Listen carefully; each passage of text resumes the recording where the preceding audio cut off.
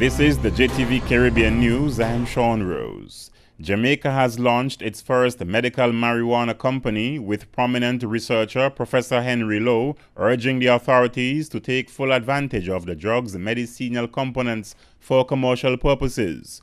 Lowe, who is the executive chairman of Biotech Research and Development Institute, said it would be unfortunate if Jamaica lost out to a booming multi-billion-dollar industry in Europe, Canada, and the United States. Canada's hemp industry is valued at $2 billion annually, Lowe said at the launch of Medicanja. Lowe said a recent survey had shown that 87% of Jamaicans want medical marijuana or ganja to be developed. He added that Jamaica was the first country in the world to develop a commercial product from ganja, Canasol, used to treat glaucoma. The professor said he also intends to develop a strain of the plant which is less potent in tetrahydrocannabinol, or THC, the component of the marijuana plant that provides the high for smokers and the reason marijuana is banned. Lowe asked why should we sit back and allow other people to take over, saying he would conduct clinical research to extract the components of hemp that can cure a variety of illnesses. Dominica and China have signed a new $300 million U.S. cooperation agreement that includes the construction of a hotel, an international airport, and building a new hospital on that island. The agreement was signed between Prime Minister Roosevelt Skerrit and the president of ASCG, Zhu Song, early last month. According to ASCG, the hotel to be situated in Roseau will be the first to be constructed at a cost of $70 million. The Chinese government will provide a preferential loan to support the projects. Meanwhile, a government statement stated that a team of Chinese officials is now on the island of Dominica inspecting the site for the construction of the five-star hotel in the capital. China and Dominica established diplomatic relations in 2004. A delegation from the Robert F. Kennedy Center for Justice and Human Rights, the RFK Center, is to visit the Dominican Republic as pressure continues to mount on the Spanish-speaking country to reverse a constitutional court ruling that has the effect of rendering stateless thousands of people of Haitian descent.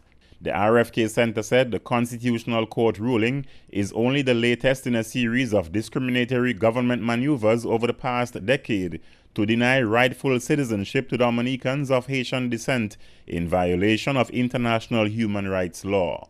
It said current government statistics drastically underestimate the number of individuals affected by the decision, noting that the junta's Central Electoral has already identified over 45,000 Dominican citizens it plans to strip of their citizenship and subject to the regularization plan designed for foreigners.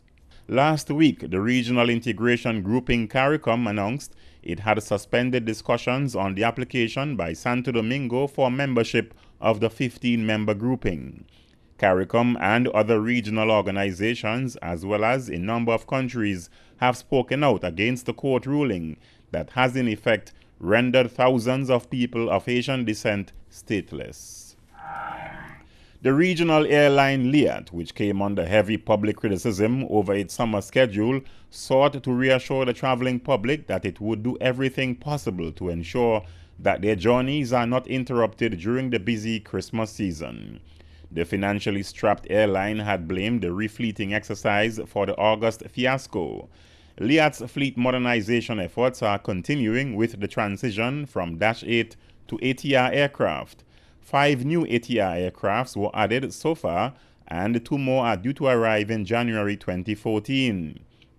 LIAT's acting chief executive officer, Julie Reefer Jones, says with the Christmas holidays approaching, LIAT is placing an embargo on excess baggage from December 3rd to January 14, 2014.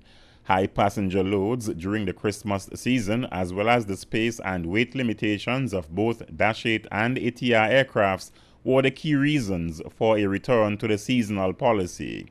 She said that in order to make flying as easy as possible, passengers should adhere to LIAT's baggage limits. The free baggage allowance for all LIAT services is one piece at a maximum of 50 pounds or 23 kilograms. In addition, passengers are allowed one piece of cabin baggage at a maximum weight of 15 pounds. Jamaica and Trinidad and Tobago have signed an agreement outlining the path to take in improving free trade and free movement arrangements between the two countries. The signing of the agreement follows 2 days of talks between Minister of Foreign Affairs and Foreign Trade, A.J. Nicholson, and his Trinidad and Tobago counterpart Winston Bucharan, stemming from a recent incident in which 13 Jamaicans were refused entry into the Twin Island Republic. Speaking at a press briefing on Tuesday immediately following the talks, Nicholson said that among the decisions coming out of the discussions was the need for hassle-free movement for Jamaicans into Trinidad and Tobago, stressing that this must be applied in conformity with community law.